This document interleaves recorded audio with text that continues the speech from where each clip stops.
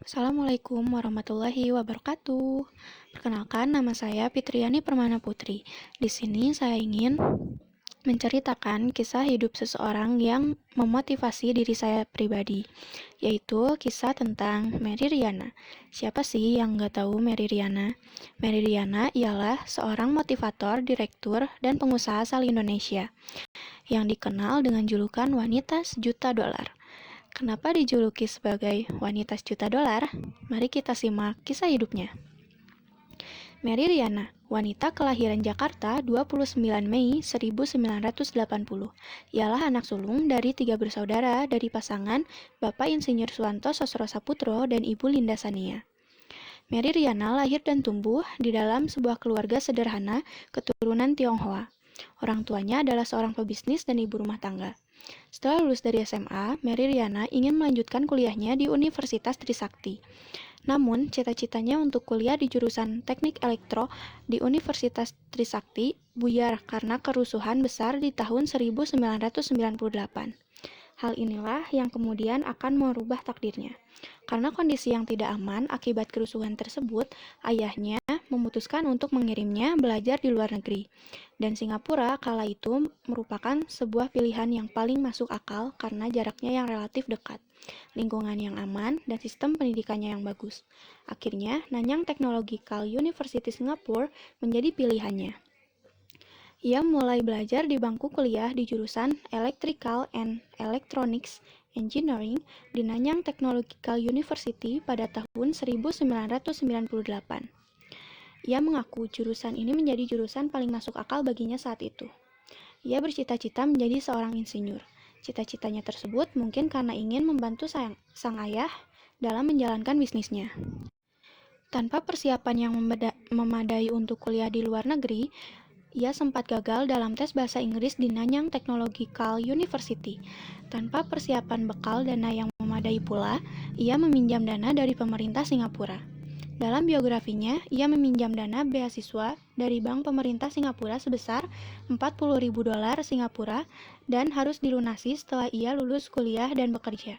Dana tersebut sangatlah minim, karena setelah dihitung-hitung ia hanya mengantungi 10 dolar selama 1 minggu. Untuk berhemat, ia menyiasatinya dengan hanya makan mie instan di pagi hari, makan siang dengan 2 lembar roti tanpa selai, ikut seminar dan perkumpulan di malam hari demi makan gratis, bahkan untuk minum pun ia mengambil dari air keran atau tap water di kampusnya. Hal itu berangsur hampir setiap hari di tahun pertama kuliahnya. Kehidupan yang sangat memprihatinkan tersebut mendorongnya untuk mencari penghasilan di luar. Dari mulai membagikan pamflet atau brosur di jalan, menjadi penjaga toko bunga, dan menjadi pelayan banquet di hotel. Ketika menyadari hidupnya tak berubah meski sudah memasuki tahun kedua kuliah, ia mulai membangun mimpi. Karena tak punya latar belakang pendidikan dan pengalaman bisnis, ia mengumpulkan informasi dengan mengikuti berbagai seminar dan melibatkan diri dalam organisasi kemahasiswaan yang berhubungan dengan dunia bisnis. Tanpa pengalaman dan pengetahuan bisnis yang memadai, ia terjun dalam dunia bisnis. Itu ia lakukan karena ia mengetahui bahwa memiliki pekerjaan biasa tidak cukup untuk memenuhi impiannya untuk sukses di usia 30 tahun. Ia mencoba berbagai peluang bisnis. Ia pun mencoba peruntungan dengan bisnis pembuatan skripsi, bisnis MLM, mencoba bermain saham, yang semuanya berakhir dengan kegagalan. Ia juga mencoba praktik dengan terjun ke multi-level marketing, meski akhirnya rugi 200 dolar. Ia bahkan pernah kehilangan 10.000 dolar ketika memutar uangnya di bisnis saham. Mentalnya sempat jatuh meski kondisi tersebut masih bisa menyelesaikan kuliahnya. Sayang, ia kehilangan semua investasinya dan terpuruk. Meski begitu, ia kembali bangkit dan berusaha keras untuk menjadi entrepreneur. Ia mulai berusaha dari awal dengan belajar secara sungguh-sungguh tentang seluk-beluk pasar. Setelah merasa siap, ia pun memutuskan untuk menekuni industri perencanaan keuangan. Ia berpikir itulah hal yang akan membuatnya mampu mewujudkan impiannya dalam waktu yang relatif singkat. Tamat kuliah, barulah ia mempersiapkan diri dengan matang. Bersama Alfa Cinderasa yang merupakan temannya ketika kuliah dulu dan kini menjadi suaminya, berdua mereka mulai menjalankan usaha bersama, belajar dari pengalaman para pengusaha sukses.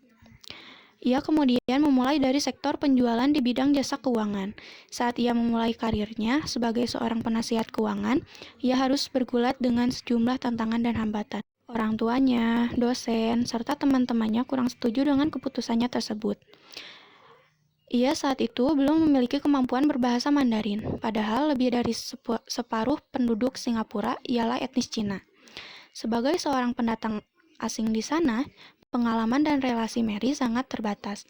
Namun, satu alasan yang membuat ia pantang menyerah ialah usianya yang masih muda dan masih lajang, sehingga ia merasa lebih bebas dan lebih berani mengambil risiko.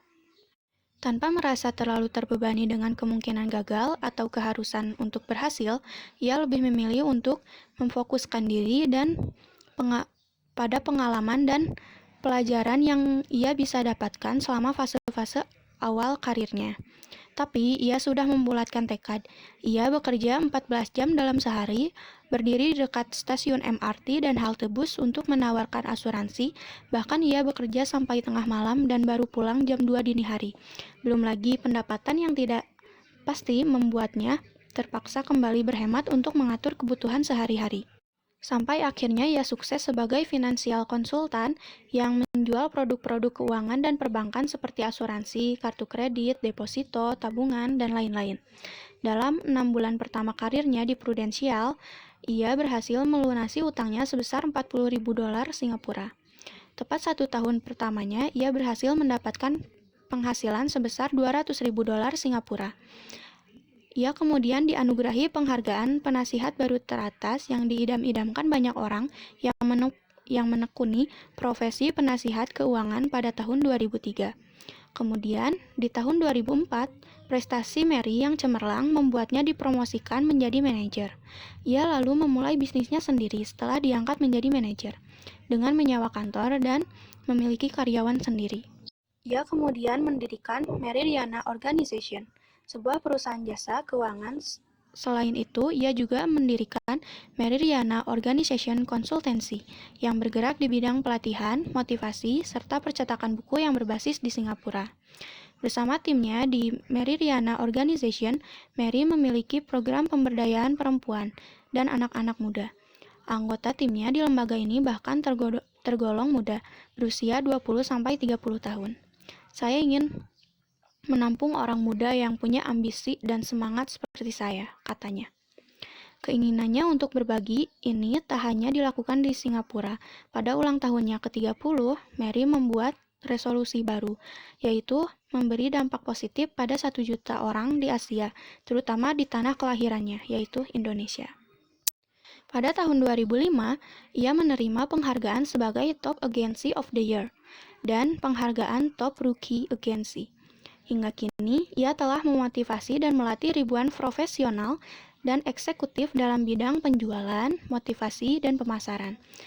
Dalam perusahaannya, ia menaungi 40 penasihat keuangan, yang uniknya memiliki usia yang masih belia antara 21 sampai 30 tahun.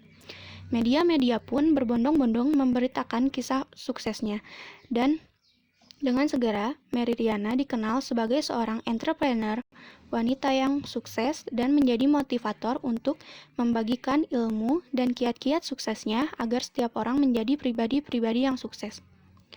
Ia berharap para pemuda mampu memberikan kehidupan yang lebih baik, tak hanya bagi diri mereka sendiri, tapi juga orang tua mereka dan anggota keluarga yang lain.